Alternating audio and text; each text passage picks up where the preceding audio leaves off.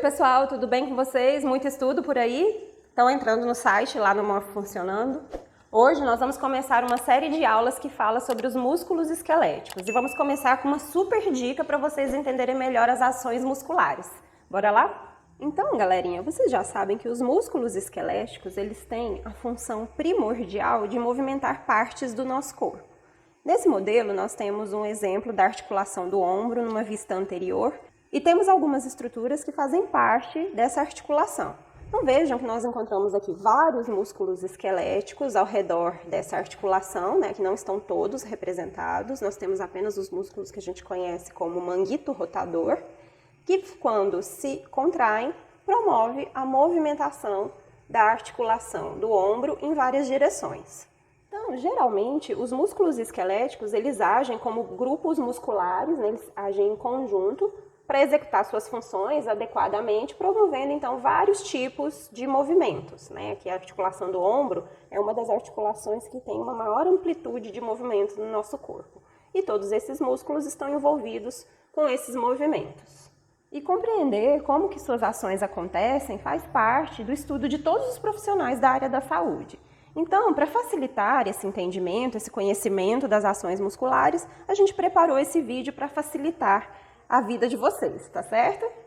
Então, quando a gente vai estudar ação muscular, a primeira coisa que a gente precisa se perguntar é como que o músculo atravessa a articulação, ou se ele atravessa mais de uma articulação.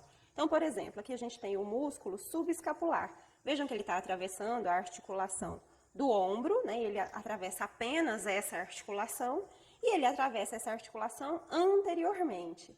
E vejam que esse outro músculo mais superiormente, esse daqui é o músculo supraespinal, ele atravessa também a articulação do ombro, porém superiormente, inserindo-se lateralmente aqui na articulação do húmero. Outros músculos dessa articulação atravessam a articulação do ombro posteriormente. Então, dessa forma, cada músculo, devido ao local onde eles atravessam a articulação do ombro, vão promover ações diferentes devido a esse posicionamento em relação à articulação. Se está mais anterior, se está mais superior, mais inferior, mais posterior. Né? Então, isso é a primeira coisa que a gente precisa entender sobre uma ação muscular.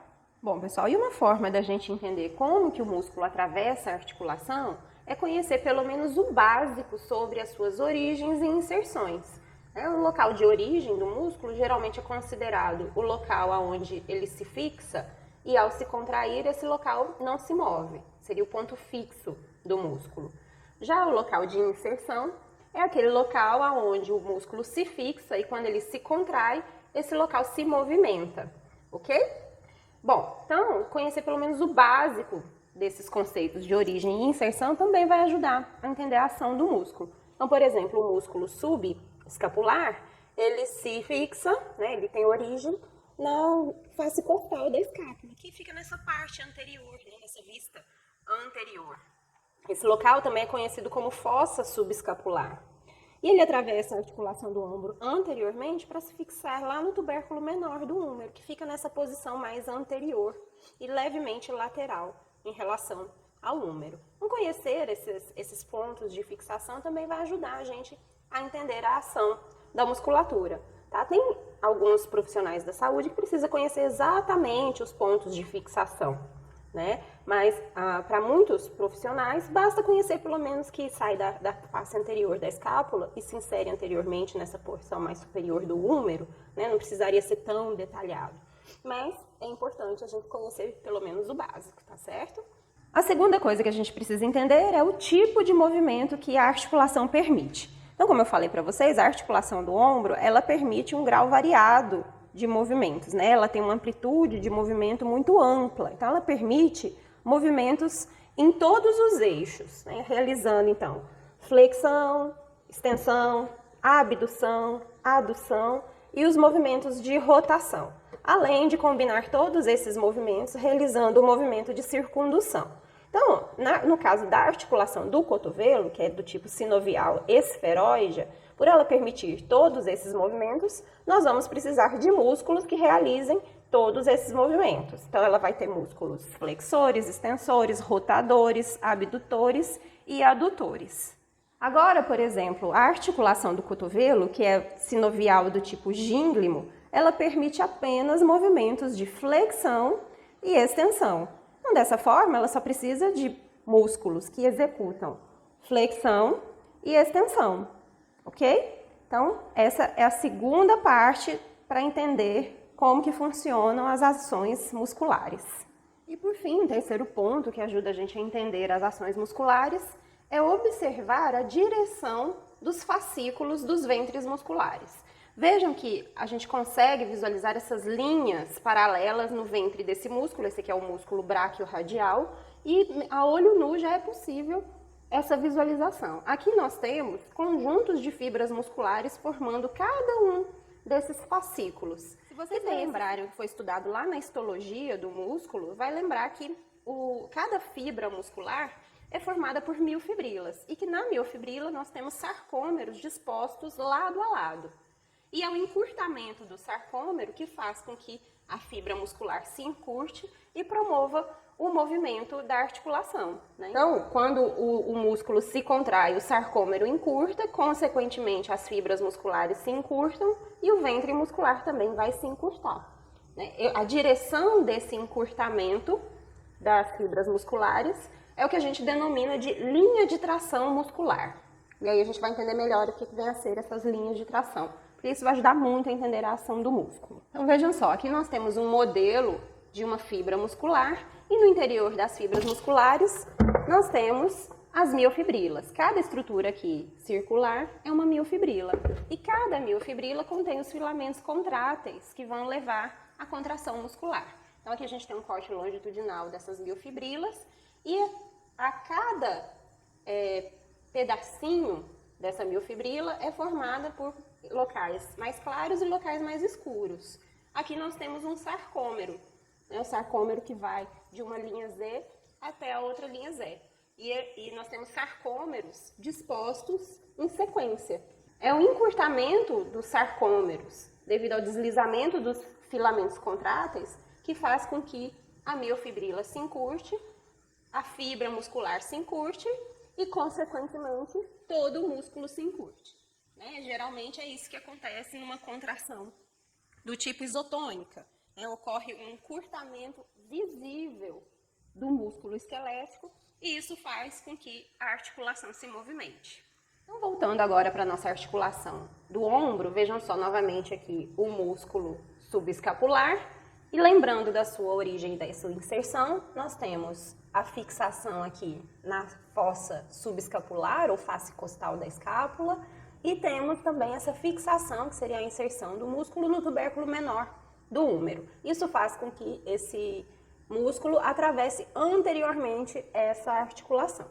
E aí vejam que a gente consegue visualizar a direção dos seus fascículos, né? Nessa porção mais superior eles estão praticamente horizontais e aqui inferiormente eles ficam nesse sentido mais oblíquo e inferiormente em relação à escápula. Essa direção vai determinar o tipo de movimento que a articulação vai realizar quando o músculo subescapular se contrair. É o que a gente denomina de linha de tração. Então vejam só, pessoal, eu vou ilustrar as nossas linhas de tração como essa seta aqui, ó, tá? Então, a direção dessa seta indica a direção da contração do músculo e, consequentemente, a direção do movimento. E é essa direção do movimento que a gente denomina de linha de tração. Então, bem, pessoal, então nós vamos representar a nossa linha de tração por uma seta, tá? A bundinha da seta, ela sempre puxa o local que vai se mover, né? Que alguns livros denominam de inserção. E o local fixo fica voltado para a ponta da seta, tá certo? Então, toda vez que o músculo se contrair, a direção da contração do músculo vai da inserção para a sua origem, né? Porque a inserção é considerado o ponto móvel e a origem o ponto fixo, ok? Como o músculo subescapular, nessa porção mais superior, os fascículos se distribuem mais ou menos nessa direção, quando essas fibras se contraírem e reduzirem o seu comprimento, a linha de tração vai ter esse sentido aqui, ó, né? De fora para dentro, ou de lateral para medial. Então, imaginem essas fibras se contraindo e trazendo o húmero em direção à escápula. Claro que a gente tem o tórax aqui na frente, né? E aí isso vai limitar um pouco o movimento. E aí, lembrando do tipo de movimento que a gente tem aqui na região do húmero, quando essas fibras se contraem e trazem o húmero em direção ao tórax, eu vou ter um movimento de adução. Concorda? Imaginem essas fibras se contraindo e trazendo o húmero em direção ao tronco, né? Esse é o movimento de adução. Então, esse músculo, ele ajuda um pouco nesse movimento. Mas, além desse movimento, né, ao trazer a cabeça do húmero em direção à escápula, como a cabeça ela é arredondada, ela faz o movimento de rotação, né, em direção ao tronco também. Esse é o movimento de rotação interna. E o subescapular, ele é um importante rotador interno dessa articulação. Agora vamos fazer essa mesma análise para esse outro músculo que fica mais superiormente em relação ao subescapular. Esse é o músculo supraespinal, ele também é mais posterior em relação à escápula. Vejam que ele sai dessa região aqui, que é o que a gente denomina de fossa supraespinal, e segue superiormente para se fixar o tubérculo maior do húmero, nessa posição mais lateral, tá? E passa superiormente em relação à articulação do ombro. Então já é diferente do que a gente viu aqui para o músculo subescapular. E só essa mudança de posição em relação à forma com que ele atravessa essa articulação já vai mudar a forma com que ele age nessa articulação. Então vejam, a gente tem aqui, vou colocar um pouco mais perto para vocês poderem visualizar. Então olha só, a gente consegue ver a direção das fibras, né, dos fascículos desse músculo. Então ele segue nesse sentido de medial para lateral para se fixar aqui no tubérculo maior do húmero, e quando essas fibras se contraírem, o encurtamento do músculo vai ter esse sentido de linha de tração, né? Então ele vai puxar o húmero para fora, olha, fazendo esse movimento aqui, ó, que a gente conhece como movimento de abdução, porque está afastando o húmero da linha mediana, né? Então imaginem só, o músculo aqui em cima, e ao se contrair, as suas fibras se encurtam, né? O músculo diminui o seu comprimento, como aqui é o local fixo, ele vai puxar o húmero para fora.